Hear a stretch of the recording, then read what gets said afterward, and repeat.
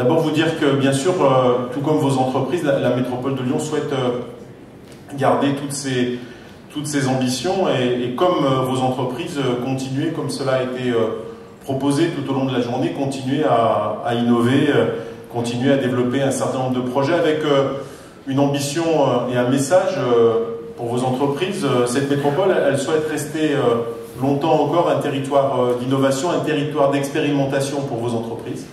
Elle souhaite bien sûr renforcer les partenariats qu'elle a depuis longtemps avec vos entreprises et puis elle souhaite aussi tester avec vous de nouveaux services. Alors je ne sais pas si nous testerons dans les 2 prochaines années l'Hyperloop, mais j'ai vu qu'il y a un certain nombre d'autres sujets à tester avec vous, d'autres services, et bien évidemment cette métropole, elle souhaite le faire, sur l'ensemble de notre métropole, et bien évidemment qui peuvent ici intéresser un certain nombre d'entreprises présentes ici dans cette salle. C'est les grands projets urbains qui continuent à se développer, projets urbains autour de la Part-Dieu. Pour celles et ceux qui se déplacent quelquefois en voiture autour de la Part-Dieu, ils ont compris qu'il se passait quelque chose autour de la gare de la Part-Dieu, autour du centre commercial de la Part-Dieu, autour du réinvestissement et notamment de la nouvelle voie L dans la Part-Dieu. Et donc c'est un moment fort pour notre Part-Dieu. C'est bien sûr continuer à se déployer sur la Confluence.